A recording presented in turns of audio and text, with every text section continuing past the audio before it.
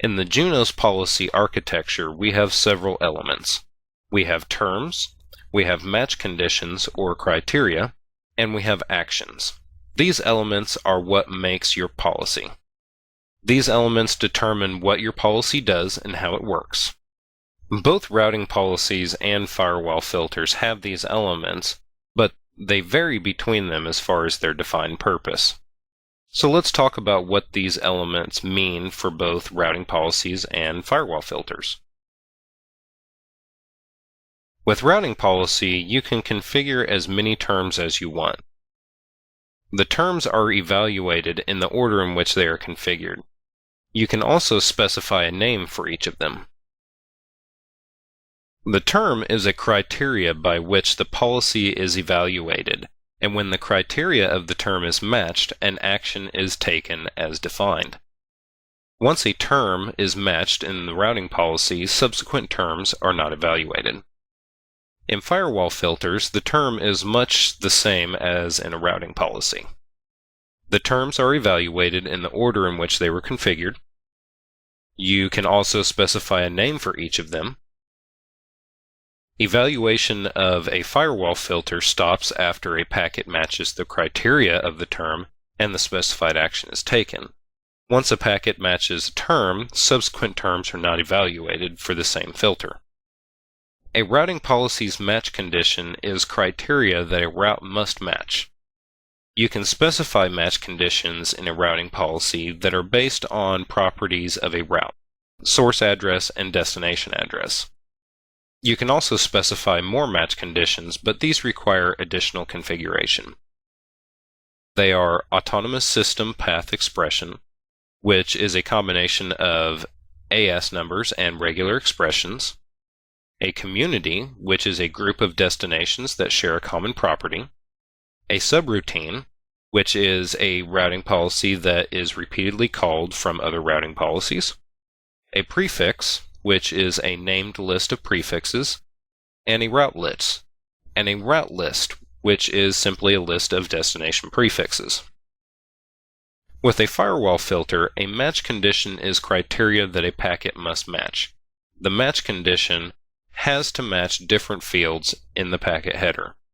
The categories of match criteria are numeric value, like protocol numbers and ports, prefix values, like destination prefixes and source IP, and bit field values. Routing policy actions are the actions that are taken when all of the policy criteria are met. One of two things are generally going to happen when you get to this point. The route will either be accepted or rejected. When the route is accepted, the route goes into the routing table and the route is propagated. Then the policy ends. If the route is rejected, the route does not go into the routing table and the route does not get propagated.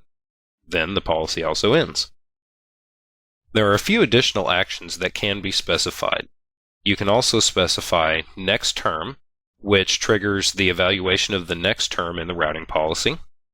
There is next policy, which will trigger the evaluation of the next routing policy. You can specify actions that relate to how the route is placed in the routing table and how it is advertised. And you can specify trace options, which simply log route matches. Let's talk a little bit about specifying default import and export policies for specific protocols.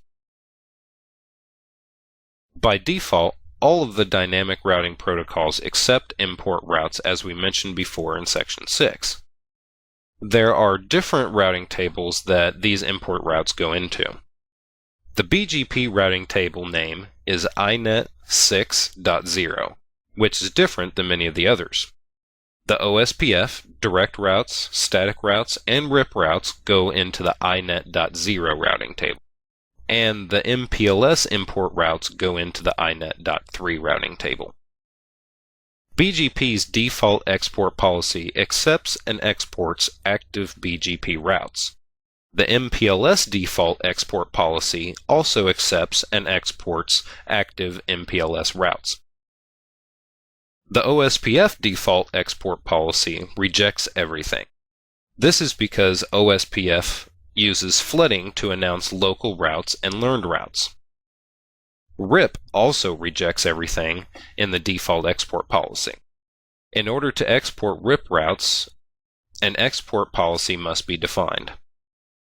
It's good to know the default actions of these protocols, not only for the exam, but for real-world administration. If you're working on a network that's running OSPF, and you get a BGP default route from your ISP, does the route automatically redistribute through OSPF? Well, the answer is no, because OSPF automatically rejects export routes. But you can write an export policy for OSPF to actually redistribute the BGP route that you're getting from your ISP.